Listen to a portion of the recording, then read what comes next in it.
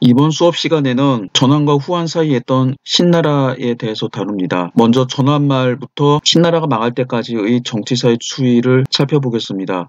그리고 신나라의 건국과 왕망의 개혁 정책을 살펴봅니다. 세 번째로 개혁 정책의 실패와 외교 정책의 실패로 발생했던 신말의 혼란 상황을 살펴봅니다. 그리고 마지막으로 왕망의 평가에 대해서 살펴보도록 하겠습니다. 1. 전환말 신나라 시기 정치사의 추이. 여기서는 먼저 간단하게 전환말부터 신나라가 망할 때까지 주요 사건들을 간단하게 살펴보고 이어서 자세한 사건사를 살펴보도록 하겠습니다. 무제사후 외척 정치가 실행되게 됩니다. 곽과병이 무제사후 소제, 선제 초기까지 황제 대신에 정치를 하게 됩니다. 그 이후 원제 사후 즉위했던 성제 시대 때부터 전환 말까지 중간에 몇 번의 예외는 있었습니다만 외척 왕씨가 부상해서 정치를 장악을 하게 됩니다. 대체로 기원전 48년부터 기원 후 7년까지입니다. 약 50년이 되는 기간인데 물론 중간에 정씨와 부씨 같은 외씨들이 잠깐 활동을 합니다만 대개 왕씨들이 설쳤던 시기입니다. 왕씨들 가운데서 가장 현명하고 똑똑했던 왕망이 찬탈을 하게 됩니다. 전환의 황제로부터 황제 자리를 빼앗고 신이라고 하는 국가를 세우게 됩니다. 그 다음에 왕명은 여러 가지 개혁 정책을 실시하지만 실패합니다. 기원 후 10년 흉노가 반란을 일으킵니다. 이 당시 흉노는 전환과 신의 조공을 하고 책봉을 받는 국가였습니다. 그런데 왕망이 주례에 따라서 주변 이민족들의 자귀를 낮추게 되고 흉노 선우의 인장의 크기를 줄이고 흉노를 항노, 즉 항복한 노예라고 국호를 바꾸는 바람에 화가 난 흉노 선우가 한나라를 상대로 반란을 일으키게 됩니다. 그리고 2년 후인 기원 후 12년 고구려가 반발을 일으키고 역시 반란을 일으킵니다.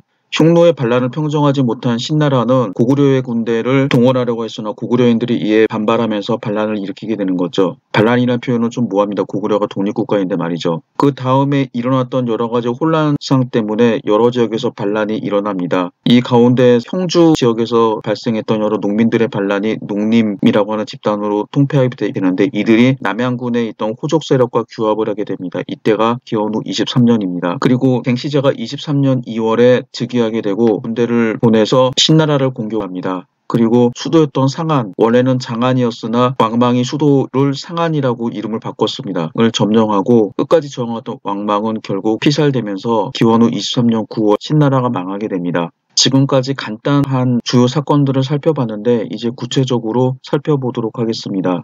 무제는 전환시대 4분의 1에 해당하는 오랜 기간 동안 황제 자리에서 통치를 했습니다. 그리고 흉노를 정벌했고 남을 서남이들을 정복한 다음에 영토를 배 이상 넓혔습니다. 그러나 말년에는 흉노 원정에서 계속 실패하게 되고 이런 대외 원정을 위해서 군사비를 조달하기 위해 무리한 재정 수입 확대를 위해서 백성들을 쥐어짜는 바람에 나라가 완전히 망가지게 됩니다. 게다가 무제 말년에는 가정사까지 겹쳤습니다. 바로 황태자 거가 강충 때문에 반란을 일으키게 되고 결국 무제는 황태자 거를 제거한 것입니다. 무제는 말년에 강충이라고 하는 무당을 신임했습니다. 그런데 이 강충은 황태자 거와 사이가 나빴습니다. 무제가 거의 죽을 지경에 이르게 되자 강충은 고민을 하게 됩니다. 만약에 무제가 죽고 태자가 즉위하게 되면 자신은 분명히 살해될 것이다. 그래서 자신이 살기 위해서는 태자를 제거해야 된다. 태자를 제거하기 위해서 태자를 모함했어야 됐습니다. 그래서 강충은 무제가 병이 생긴 것이 바로 사람들이 나무로 만든 인형을 땅에다 묻고 저주했기 때문이라고 이야기를 합니다. 여러분들이 우리나라에서 자주 하는 사극을 보면은 특히 장희빈을 다룬 사극을 보면은 장희빈이 당시 왕후 민씨를 저주하기 위해 인형에다 장난치는 게 나오죠. 이거와 똑같은 겁니다. 이에 무제는 강충에게 저주를 한 사람들을 다 찾아내라고 했습니다. 그래서 수만 명이 죽었다고 합니다. 강충이 휘두른 칼날이 자신한테 올 거라고 생각을 했던 태자는 어머니였던 위황후와 상의를 해서 결국 군대를 일으키게 됩니다. 그리고 강충을 죽입니다. 그런데 이 소식을 들었던 무제는 승상 유굴리에게 태자의 군대와 싸우라는 명령을 내리게 됩니다. 그래서 장안성에서 승상 유굴리가 이끄는 황제의 군대와 태자가 이끄는 군대가 서로 시가전을 벌이게 됩니다. 그래서 수만 명이 죽었습니다. 패한 태자는 도망가다 살해되고 위황후는 자살하게 됩니다. 대외전쟁의 실패와 국내 불안, 가정참병 때문에 무제는 후회하고 정신을 되찾았습니다. 기원전 89년 무제는 불호장생을 위해서 불러들였던 모든 방생들을 다 내쫓고 다시는 신선을 믿지 않았습니다. 그리고 유명한 윤대의 조서를 발표하게 됩니다. 이 윤대의 조서는 무제가 서역, 지금의 중앙아시아, 특히 현재의 신강 위구르 자치구 지역을 통치하기 위해 윤대라고 하는 지역에 파병했던 군대를 철수시키는 조치였습니다. 그런데 군대를 철수하라는 조치 이외에도 여러 가지 조치를 취하게 됩니다. 조세를 더 이상 임의로 징수하지 못하게 하고 백성은 농사에 힘쓰게 하며 국방도 수비만 할 수 있을 정도로 하도록 합니다. 그리고 황제들이 할 수 없는 말을 하게 되죠. 중국의 황제들의 특징은 크게 세 가지입니다. 무책임, 권력의 독점, 질투. 이 세 가지 중에서 이런 모든 실정의 책임이 자기 자신에게 있다고 고백한 것입니다. 이것이 무제가 그나마 잘한 짓 중에 한 가지죠. 이 조치를 전에 말한 대로 윤대의 조서라고 이야기를 하게 되는데 이후 다시 흉노를 공격하지 않고 백성들을 쉬게 했습니다. 그래서 한나라가 경제적으로 완전히 망하게 될 수 있는 기회를 구하게 됩니다. 기원전 87년 2월 무제는 병이 위독하자 막내 아들이었던 비릉을 태자로 삼습니다. 그리고 곽강, 김일제, 상관걸 등에게 섭정을 하도록 합니다. 이때 무제에게 죽은 태자 거 이외에도 연왕단, 광릉왕 서 등이 있었으나 무제는 나이 어린 비릉을 택했습니다. 그리고 생모가 정치에 관여하지 못하도록 비릉의 어머니와 국가 부인을 죽였습니다. 그리고 무제는 2달 만에 죽게 됩니다. 무제가 죽은 후 곽거병, 김일제, 상관걸 이 세 명이 정치를 했습니다. 보정 혹은 섭정이라고 하는데 로마의 1차, 2차, 3도 정치를 떠올리게 되죠. 이때 가운데에서 무기의 균형추 역할을 했던 조정 역할을 했던 김일제가 죽고 곽거병과 상관걸이 싸우게 됩니다. 결국 곽거병은 기원전 80년에 상관걸 일파를 제거하고 권력을 장악합니다. 그래서 소제, 창급왕 하, 선제 이 세 명의 황제 시대 때 권력을 행사하게 되죠. 선제와 원제의 시기를 거쳐 성제가 즉위합니다. 원제는 태자였을 때 사랑하는 여인이 있었으나 그 여인이 죽자 식음을 전폐하게 됩니다. 이를 보다 못한 선제는 여러 여성들 가운데 한 사람을 고르라고 하는데 원제는 아무 생각 없이 한 여성을 고르게 됩니다. 그리고 이 여성이 태자비가 되고 나중에 황후가 되죠. 이 사람이 원제가 죽고 성제가 어린 나이에 즉위하게 되자 왕씨 일족이 권력을 장악하게 됩니다. 이때가 기원전 33년입니다. 외삼촌 왕봉은 대사마 대장군 영상서사라는 직함으로 보정을 맡았습니다. 성제는 이미 19살이어서 친정할 수 있었으나 왕봉과 어머니 왕황후, 이때는 왕태후가 권력을 장악하게 됩니다. 원래 성제는 자기가 친정을 할 의사가 있었습니다. 그런데 하급관리 임용과 관련해서 외삼촌이었던 왕봉과 다투게 됩니다. 성제가 하급관리들을 임명하려고 하자 주변에 있는 측근 신하들이 이런 것들은 모두 대장군 왕봉의 허락을 받아야 된다라고 말한 겁니다. 고관도 아닌 자기 측근에 둘 하급관리들도 황제가 임명할 수 없다라고 하는 사실, 그리고 자기 주변에 왕씨 일족들로 인해장막이 처했다라고 하는 사실을 알았던 성제는 좌절하게 되고 정치에 대해서 관심을 끊습니다. 대신 성제는 술과 여자에 관심을 가지게 됩니다. 이때 성제가 총애했던 여성이 중국의 미인 중에 한 사람으로 꼽히는 조비연과 합덕 자매였습니다. 성제는 특히 조비연을 황후로 삼고 조비연의 동생이었던 합덕과 깊은 사랑에 빠졌습니다. 사랑이라고 하니까 좀 뭐하군요.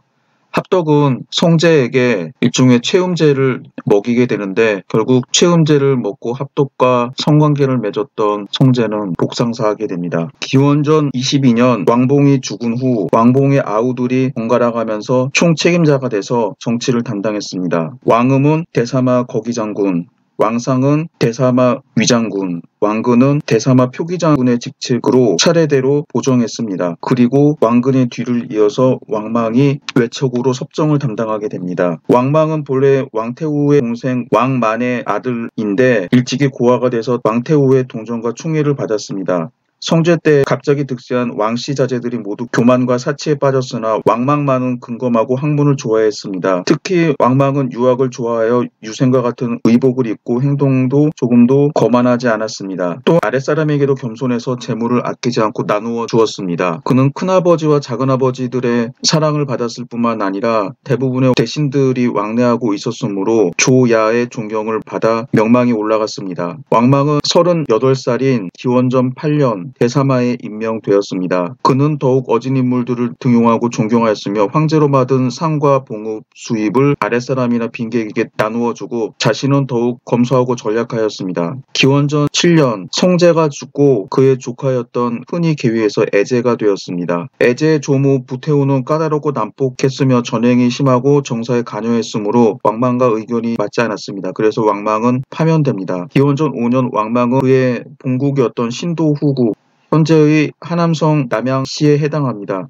로 돌아오게 되었습니다. 그 후 한나라 조정은 외척 부씨와 정씨가 권력을 장악하고 있었습니다. 이때가 왕씨 세력이 잠깐 주춤했던 시대였습니다. 애제는 주기 초 새로운 정치를 하려고 했으나 부태후의 간섭과 황제 자신의 병약으로 정치는 점점 어지러워졌습니다. 그리고 기원전 1년 애제가 죽었습니다. 이때 부태후와 정태후가 먼저 죽자 왕태후가 다시 궁정의 주인이 되었습니다. 태왕태후가 됐죠. 그녀는 즉시 왕망을 대사마로 다시 임명하고 왕망이 선정한 9세짜리 중산왕 기자에게 황제로 즉위하도록 합니다. 이 사람이 평제입니다.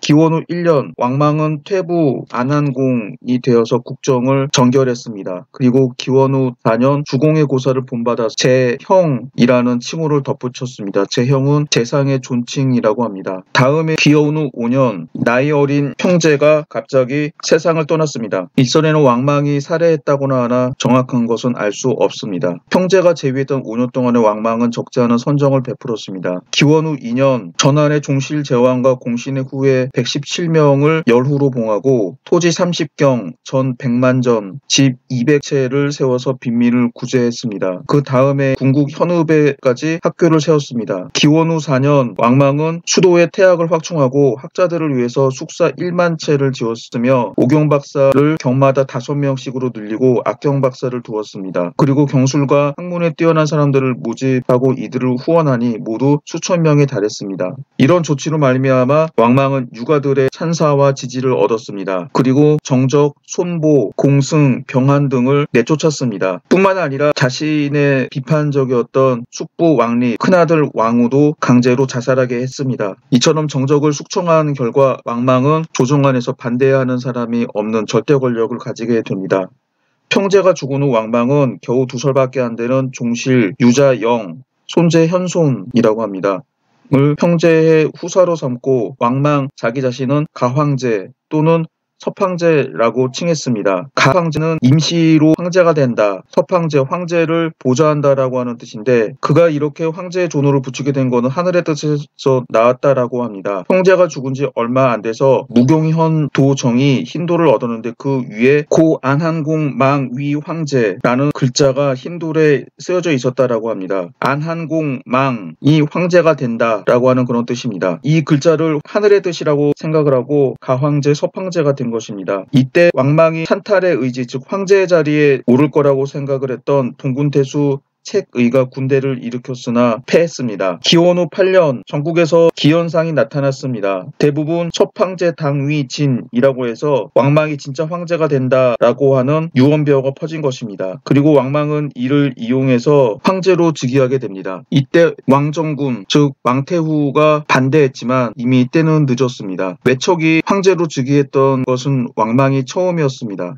왕망의 성공은 큰아버지와 작은아버지들이 남겨준 덕과 고모, 즉 왕태후 왕정군의 도움 그리고 개인적인 인망 때문이라고 할 수 있습니다. 그러나 또 한 가지 중요한 협조자는 유학자들이었습니다. 전환시대 유학계에는 이미 대량의 음양가들이 들어가 있어서 유생들도 자연현상으로 사람의 화복을 점치려고 하였습니다. 그리고 여러 가지 상스러운 일이 있게 되자 왕망을 지지하게 됐습니다. 게다가 추현의 오덕론도 유학자들에게 이용되어 정치에 부상하게 됩니다. 소제 이후 어떤 사람은 한나라의 쇠운을 지적하면서 마땅히 새로운 성인에게 선양해야 된다고 했습니다. 애제가 동현이라는 총신에게 선양하려고 했던 것도 아마 이런 설에 영향을 받았을 것으로 추정됩니다. 그리고 성제와 애제가 정사를 더욱 어지럽혔으므로 지배층과 피지배층도 한나라의 종말을 느끼게 되었습니다. 이것이 왕망이 찬탈할 수 있는 환경과 이론적인 근거를 마련해주게 된 것입니다. 성제 이후 왕씨 일족과 유학자들의 정치적 합작은 이미 서로가 친밀한 관계에 있었고 왕망이 유학을 좋아했을 뿐만 아니라 유생들을 우대했기 때문에 자연스럽게 유생들은 감격하게 되고 그들은 왕망이 한나라를 찬탈하는데 크게 조력하게 됩니다.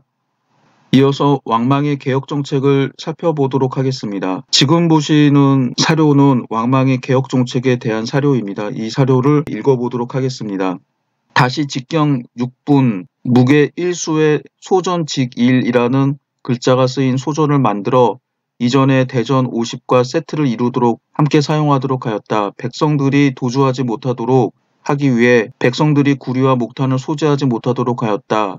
전략 진은 무도하여 세금을 무겁게 하였으며 욕망을 채우고자 백성들을 피폐케 하였다. 또 성인의 제도를 파괴하고 정전을 폐지하였으므로 견병이 일어나고 욕심 많은 비루한 자가 나오게 되었으며 강한 자는 수천의 토지를 갖고 있고 약한 자는 송곳을 꽂을 만한 땅도 얻게 되었다. 한시 즉 한나라는 전조를 감소시켜 30분의 1로 받았으나 아직 갱부가 있어서 늙고 병든 자도 모두 냈다. 그런데 호족은 소작인이 수확한 것을 나누고 임대한 자의 세를 겁탈하니 명목상으로는 30분의 1세이나 실제로는 10분의 5세이다. 아버지와 아들 지아비와 지어미가 1년 내내 경작해도 돌아오는 것은 먹고 살기에도 부족하다. 그러나 부자는 개와 말이 먹는 콩과 좁쌀도 남아둘며 교만하고 사악한 짓을 한다. 가난한 자들은 술 지게미도 마다하지 않으며 궁함으로 사악한 짓을 한다. 천하의 토지를 왕전이라고 부르고 노비를 사속이라고 부르며 두 가지 모두 매매할 수 없도록 하였다. 남자가 8명이 다 차지 않았는데 토지가 일정을 초과하는 경우에는 나머지 토지를 친족과 인근 마을에 나누어 주도록 한다. 예전에 토지를 갖고 있지 않다가 지금 토지를 받게 되는 자는 정해진 제도에 따르도록 하였다. 감히 정전제라는 성스러운 제도를 비난하거나 백성들을 미혹하는 자가 있다면 인간세계 끝자리로 쫓아내 귀신들을 막도록 하며 황시 조고 우제의 고사대로 하겠다. 그러나 다시 백성들이 한나라의 오수전에 익숙해져 있었기 때문에 왕망의 대소전 병행방침을 알기 어려웠고 또 자주 바뀌어 믿을 수 없게 되자 몰래 오수전으로 물건을 매매하였다. 처음 육관의 설치를 명령하였다. 관청에서 술과 소금, 철기를 전매하고 동전을 주조하며 산림수택에서 물자를 수취하는 자에게 세금을 물리도록 하였다. 또한 관청이 물가가 쌀 때 물자를 거두어 물가가 비쌀 때 팔도록 하고 백성들에게 100분의 3 정도의 싼 이자를 받고 돈을 빌려주도록 했다. 희하에 주사를 설치하여 군마다 1인을 두어 역삼의 추례를 타고 술의 이익을 감독하게 하였다. 지금까지 읽은 부분이 왕망의 개혁정치에 관한 내용입니다. 제가 이 사료를 읽은 이유는 왕망의 개혁정책에서 임용고사 문제가 3번, 4번 정도 출제되었기 때문입니다. 그래서 특히 두 번째 나온 왕망의 개혁정책의 여러 가지 조치들을 여러분들이 반드시 숙지해야 합니다. 이 가운데서 여러분들이 반드시 알아둬야 될 것 혹은 임용고사에 이미 출제됐던 거는 왕전제에 대해서 시험 문제가 2차례 정도 나왔습니다. 그 다음에 육관, 오균, 그래서 육관제도와 오균 이것까지 같이 여러분들이 기억을 하셔야 합니다. 왕망의 개혁은 여러분들이 사료를 읽어보시면 대충 아시겠지만 유교적 이념, 즉 고례라고 하는 이전에 있었던 제도를 구현하는 것입니다. 공자처럼 복고적이고 이미 수백 년, 수천 년 전에 있는 제도를 기원 후에 실행하겠다고 하니 현실에 맞을 수 없게 되죠. 가장 중요한 거는 토지제도의 개혁입니다. 정전제를 계승한 왕전제를 실시했다라고 하는데 왕전제라고 하는 표현은 좀 어색하지만 국가의 토지를 사유화가 진행에 되어 있던 국가의 토지를 국유화한 것이 왕전입니다. 그리고 호족들의 토지 소유를 제한했습니다. 이미 임용고사에서 여러 차례 출제가 되는데 왕망이 실시해서 했던 토지 조사는 토지의 명칭을 왕전이라고 했지만 100% 국유화한 것이 아니라 호족들의 토지 소유를 제한한 것입니다. 즉 8가구가 경작할 수 있을 만큼의 경지만 경작을 하게 되고 나머지 토지를 주변에 있는 사람으로 나눠주게 한 조치이죠. 이 조치는 이미 전한 말에 여러 학자들이 주장했던 한전제 혹은 균전제와 통합니다. 그 다음에 상공업 개혁 정책으로서 균수 평준법을 확대 실시하게 되고 육관 5균 제도를 실시합니다. 그리고 주례 근거에서 관제와 관명, 지명들을 바꾸게 됩니다. 이때 우리나라와 관련돼서 낙랑군의 명칭이 낙선군으로 바뀌게 됩니다. 왕망의 개혁 조치를 구체적으로 살펴보도록 하겠습니다. 왕망은 30, 구경 27대부 81원사로 중앙관제를 바꾸었습니다. 그리고 기존에 있던 관청 이름을 바꿉니다. 대산홍을 희화, 대홍렬을 전악, 소부를 공정, 태상을 질종, 대리를 작사, 수영도의를 여우로 바꿨습니다. 그리고 지방행정구역의 명칭도 바꿨습니다. 평제시대의 13주 83군 29, 1576현을 9주 125군 2203현으로 개편했습니다. 그리고 관리들의 등급도 경대부 사 순서로 바꾸었습니다. 왕이란 칭호는 오직 통일군주만이 사용한 존호라고 하여 당시 제후왕에게 부여됐던 왕의 칭호도 공으로 격하했습니다. 뿐만 아니라 전환시대 주변 이민족들이 사용하고 있었던 왕의 칭호도 후로 격하했습니다. 왕망은 선양을 통해 자신의 찬탈을 합리화하기 위해 한의 선조는 유의 자손이고 자신의 집안은 순의 후예라는 설을 내세워 요순의 선양 관계를 한과 신나라의 선양 관계로 연결시켜 정당화했습니다. 그리고 하은주 3대의 자손과 한의 유형을 크게 우대했습니다. 이러한 관제 개편은 유학을 깊이 신봉한 왕망이 주례에 있는 정치제도를 모델로 한 복고 정치로 평가되고 있습니다. 그러나 사보 30 사장의 제도는 주례에 보이지 않습니다. 또 구경 27대부 81원사 등의 제도도 주례 왕제 가운데 보이는 명칭이고 국사 국장 등의 명칭은 왕망의 창작이라고 합니다. 따라서 왕망의 관제개혁과 정치는 복고적이라기보다 전환시대의 정치, 사회, 경제체제를 이어받아 황제를 중심으로 한 중앙집권적 관료제 형성과 관료제도를 통한 국가통치, 그리고 농경과 자장 농민을 기축으로 한 사회 구현을 이상으로 삼았다라고 할 수 있습니다. 다음으로 왕전제에 대해서 구체적으로 좀 살펴볼 필요가 있었습니다. 이미 한대에 들어와 사회 빈부의 차가 심해지게 됩니다. 그래서 이를 개혁하는 조치를 취하게 되는데 이미 한 무제 시기에 동중서가 한전을 건의하기도 했습니다. 애제 때는 대신인 사단, 공광, 하무 등도 똑같은 주장을 하고 30경을 사전에 한도로 하자고 했습니다. 즉 30경의 토지만큼을 소유하자고 주장을 했던 거죠.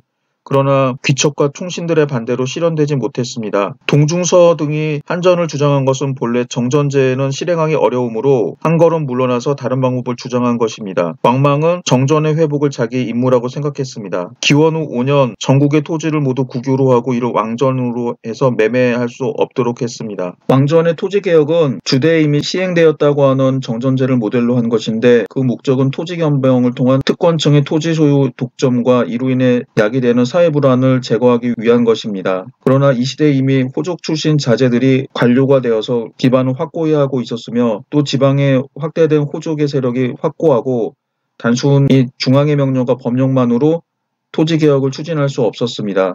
그리고 범법자의 색출과 처벌이 가중됨에 따라 그 자체가 새로운 사회 불안의 요소로 등장했습니다. 따라서 정전제를 모델로 한 토지개혁은 불과 3년 만인 기원 후 12년 폐지됩니다. 사회 경제 면에서의 왕망의 개혁은 상공업의 통제와 빈민구제였습니다. 이 개혁은 육관 5균 제도로 나타났습니다. 육관은 6R이라고도 불렀습니다. 소금, 철, 술, 산택의 물산, 화폐와 구리 채취, 물가 조절과 금융 6항목을 말합니다. 5균은 육관 가운데서 물가 조절에 관한 것을 뜻합니다. 육관은 6개의 품목을 정부가 장악하고 운용하던 전매업이었습니다. 전매 정책은 한 무제 시대에 실시되었고 전매 대상은 염, 철, 주, 즉 소금, 철, 술에 국한되었으나 왕망은 이를 대폭 확대하여 구리와 명산대택의 산물까지 국가 전매로 한 것입니다. 이 육관 가운데 왕망이 가장 주력했던 것은 물가를 조정했던 5균이었습니다. 5균은 수도 장안을 중심으로 해서 낙양, 임치, 한단, 완, 송도 5개 대도시의 시에 설치한 5균관이라는 관청을 뜻합니다. 이 5균관은 동서의 2시 및 각 도시에 하나씩 설치하였는데 그 장을 5균사시사라고 하고 그 아래 교역승 5인, 전부승 1인을 두어 물가 조절을 담당하게 했습니다. 이들은 곡식, 비단, 마, 포 등 물자의 평균 가격을 정했습니다. 그리고 가격이 평균 가격 이상으로 급등하면 물자를 방출해서 가격 급등을 억제하고, 가격이 내리면 다시 이들 물품을 구입하여 평균 가격으로 판매하여 물가를 안정시켰습니다.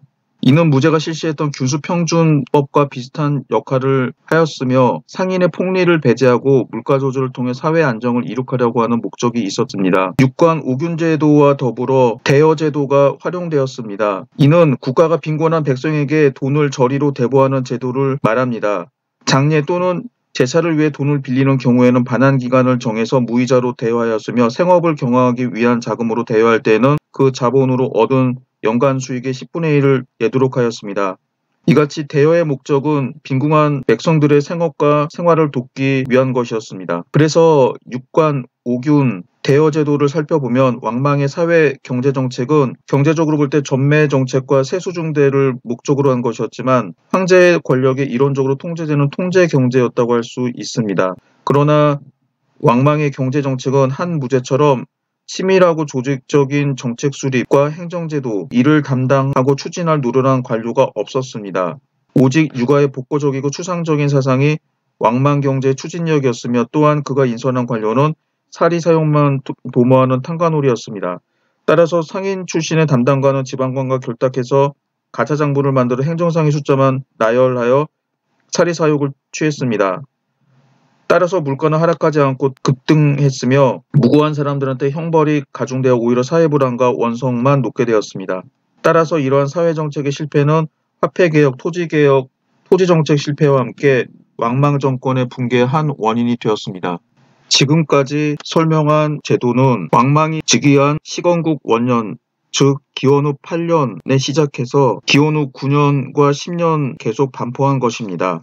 그 시행 효과는 확실히 알 수 없으나 화폐개혁은 금융상에 큰 혼란을 초래하였습니다. 이밖에 구리광산과 산택의 독점이익을 차례로 폐지했는데 이 또한 어려움에 부딪혔음을 알 수 있습니다. 이러한 제도의 부작용, 관리들의 가렴주구 뿐만 아니라 이민족들의 반란도 왕망의 몰락에 큰 역할을 했습니다. 왕망은 주나라 때의 봉건제를 모방해서 천하를 구주 만국으로 나누고 모든 왕호를 없앴으며, 한나라로부터 왕으로 봉해진 주변 국가의 군장들에게 일률적으로 후로 임명하고 세라고 하는 도장의 인쇄 규격을 장으로 격화시켰습니다. 흉노 선우는 이를 불만스럽게 생각해서 기원후 10년 반란을 일으켰습니다. 왕망은 수십만 명을 파견해서 이들을 토벌하여 수년 동안 전쟁이 지속되었습니다. 그래서 백성들은 징발이 고통스러워 심지어 도적이 되기까지도 했는데, 특히 신나라의 북쪽 변방이 더욱 심했습니다. 기원후 12년 왕망은 고구려 사람들을 징발해서 흉노 원정에 종군하도록 하였습니다. 그러나 고구려인들은 이에 반발하게 되고 고구려와 신나라의 전쟁이 발생하게 됩니다. 같은 해 서남해의 구정도 반란을 일으켜 왕망은 여러 차례 군대를 보내 토벌했습니다. 이처럼 북쪽, 동북쪽, 서남쪽에서 이민족과 주변 국가가 반란을 일으키게 됩니다. 전쟁은 10년 동안 계속되었지만 전쟁에서 이기지 못했고 군사비가 많이 지출되었습니다. 그리고 기원후 17년부터 신나라 국내에는 해마다 가뭄과 메뚜기 떼의 피해가 심했습니다. 재해가 가장 심했던 곳은 청주, 서주, 형주, 세주인데, 세주의 기민은 떠돌아다니며 약탈을 일삼다가 점차 폭력 집단이 되었습니다. 청주, 서주, 기민 집단을 정미라고 부르는데, 눈썹을 붉게 염색해서 관군과 구별했다라는 사실에서 얻어진 명칭입니다. 형주의 기민 집단은 농림이라고 부르는데, 이들의 동굴이 농림산, 지금의 호북성 당양현 동북쪽에 있었기 때문에 붙여졌습니다. 결국은 이등 반란 세력들이 크게 확충했고 신나라를 멸망시키는 데 결정적인 역할을 하게 됩니다. 이들 가운데 농림과 남양의 호족 세력들이 결합을 하게 되고 23년 유현이 갱시제로 옹립됩니다. 그러나 갱시제는 오래 버티지 못하고 정림의 무리들이 장안을 점령했습니다. 그리고 하북 지역에 있었던 유수가 25년 즉위하게 되는데, 이 사람이 후한을 세운 광무제 유수입니다. 이 당시 신나라가 망할 때까지의 과정을 사건사 위주로 살펴보도록 하겠습니다. 앞에서 말했던 형주에 있었던 유민 집단이었던 농림은 두 파로 나뉘었는데, 한 파는 남쪽으로 남군으로 쳐들어가는데 이들을 하강병이라고 합니다. 또 다른 한파는 북쪽 남양군으로 쳐들어갔는데 신시병이라고 불렀습니다.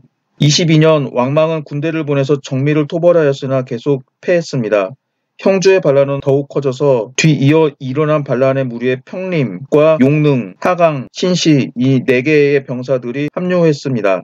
용능병의 수령은 유연, 유수 형제들인데 한 경제의 아들 정왕 발해 후예입니다. 원제 때 남양군으로 이주해서 남양군의 호족이 되었습니다. 유연, 유수 형제는 다른 반란 무리들의 우두머리보다도 비교적 인망이 있었습니다. 유연은 사람 대임이 호방했고 빈객들과 잘 지냈으며 기병의 일은 모두 그의 손으로 이루어졌습니다. 유수는 사람 대임이 근후하고 또한 왕망 때에 태학에 입학했기 때문에 비교적 정치적인 두뇌를 가지고 있었습니다.